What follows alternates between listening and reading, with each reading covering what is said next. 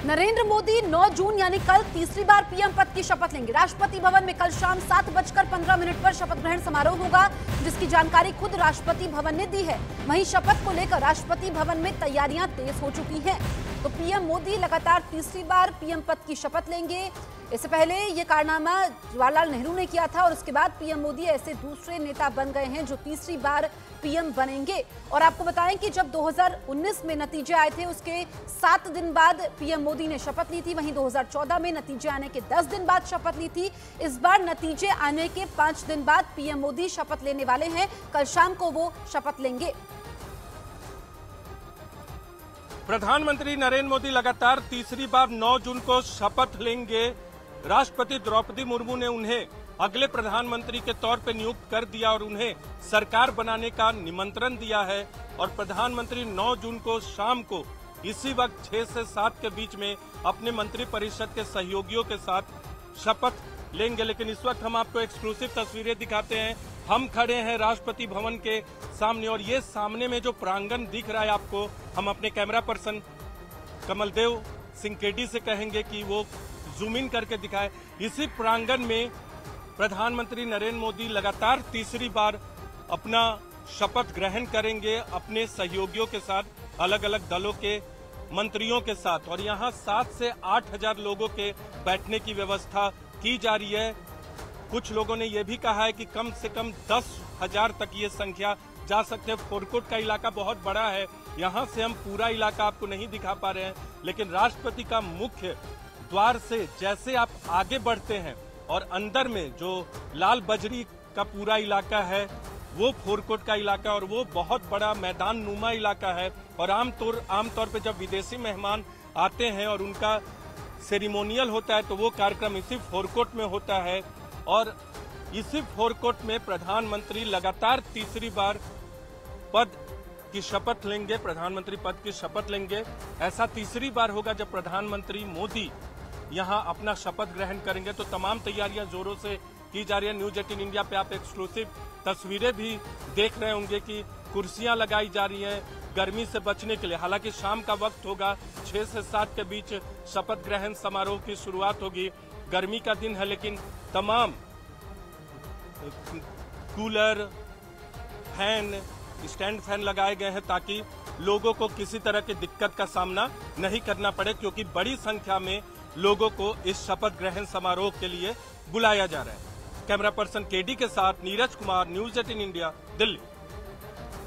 PM Modi ने NDA का नेता चुने जाने को सौभाग्य की बात बताया। साथ ही राष्ट्रपति से मिलकर सरकार बनाने का दावा पेश किया, जिसके बाद 9 जून यानी कल राष्ट्रपति भवन में शपथ समारोह होगा।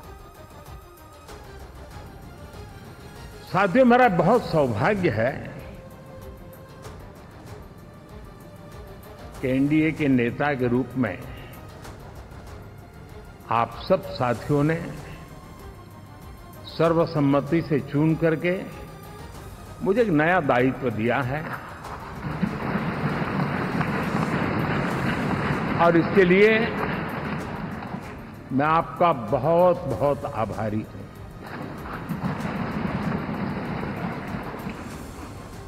व्यक्तिगत जीवन में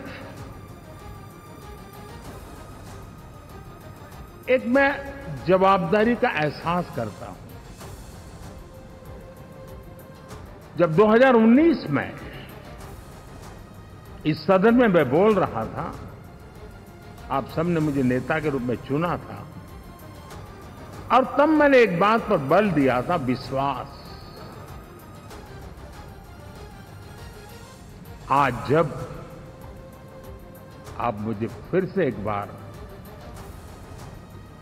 ये दायित्व देते हैं, इसका मतलब है कि हम दोनों के बीच, हम आपस में विश्वास का सेतु इतना मजबूत है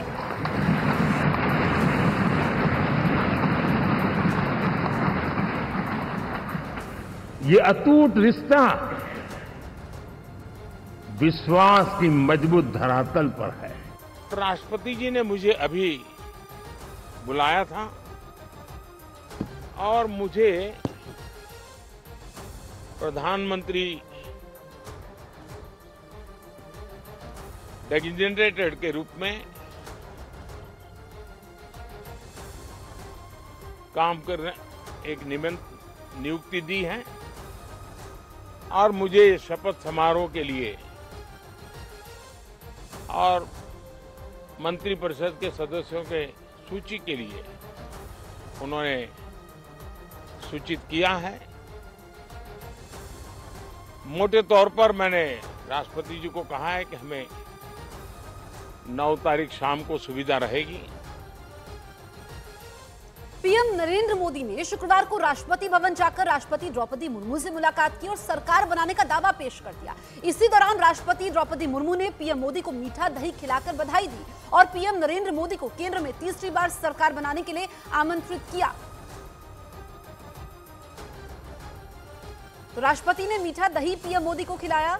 ये तस्वीरें आप देखिए, कल की ये तस्वीरें। कल पीएम मोदी तीसरी बार शपथ लेंगे और सरकार बनाने के लिए राष्ट्रपति द्रौपदी मुर्मू ने पीएम मोदी को आमंत्रित किया। राष्ट्रपति भवन के प्रांगण में ही शपथ ग्रहण समारोह कल होने वाला है।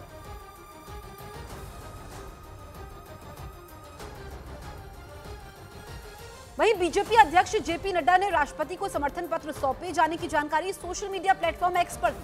उन्होंने पोस्ट किया कि एनडीए प्रतिनिधिमंडल के साथ मैंने माननीय राष्ट्रपति द्रौपदी मुर्मू जी को समर्थन पत्र प्रस्तुत कर दिया। राष्ट्रपति द्रौपदी मुर्मू जी ने एनडीए के सभी निर्वाचित प्रतिनिधियों के एकीकृत समर्थन पत्र के साथ नरेंद्र मोदी जी के सर्वसम्मति से एनडीए का नेता चुने जाने की पुष्टि की। समर्थन पत्र सिर्फ एक दस्तावेज नहीं है, ये एनडीए के भीतर मौजूद एकता और ताकत को दर्शाता है। साथ ही साझा राष्ट्र प्रथम दृष्टिकोण के माध्यम से विकसित भारत और आत्मनिर्भर भारत के दृष्टिकोण को प्राप्त करने के लिए हमारे दृढ़ समर्पण को दर्शाता है। वहीं चिराग पासवान ने नरेंद्र मोदी की तीसरी बार पीएम पद की शपथ लेने का स्वागत किया। साथ ही उन्होंने 2025 में बिहार में होने वाले विधानसभा चुनाव नीतीश कुमार की अगुवाई में लड़ने की बात कही।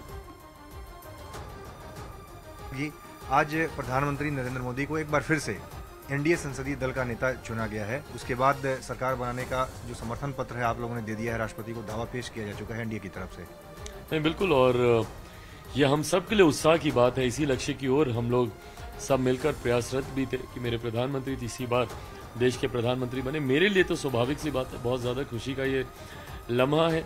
2014 से ही इसी सोच के साथ मैं एनडीए गठबंधन के साथ में जुड़ा भी था। उस वक्त भी सपना यही था कि मेरे प्रधानमंत्री, जो उस वक्त प्रधानमंत्री पद के दावेदार थे 14 में, वो देश के प्रधानमंत्री बने और इस बार तीसरी बार वो प्रधानमंत्री बनकर एक नया इतिहास लिखने जा रहे हैं। हम सब के लिए सौभाग्य की बात है कि उस इतिहास के साक्षी, उसके गवाह हम लोग बनेंगे। मुझे लगता है देश में इन 70 सालों में महज दूसरी बार ऐसा हो रहा है कि कोई प्रधानमंत्री लगातार तीसरी बार प्रधानमंत्री पद की शपथ लें और जो प्रचंड बहुमत एनडीए को मिला है ये अपने में हम लोग के मनोबल को बढ़ाने वाला है।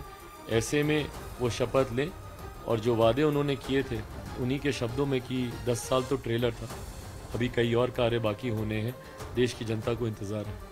उनकी तरफ से एक चीज़ देखने को मिलती है और जो चिराग पासवान बोलते रहे कि हम हनुमान हैं, मोदी के हनुमान हैं, आज भी देखने को मिला जिस तरह से उन्होंने मंच पर ही आपको गले लगाया, जिस तरह से ये क्या कहता है, केमिस्ट्री क्या है मोदी और चिराग की? ये वही केमिस्ट्री है जिसका जिक्र मैंने हमेशा किया जब मुझे ताने भी दिए जाते थे कि आप क्यों प्रधानमंत्री के लिए इतने समर्पित हैं। हनुमान शब्द को तंज बनाकर हमेशा मेरे साथ इस्तेमाल किया जाता था।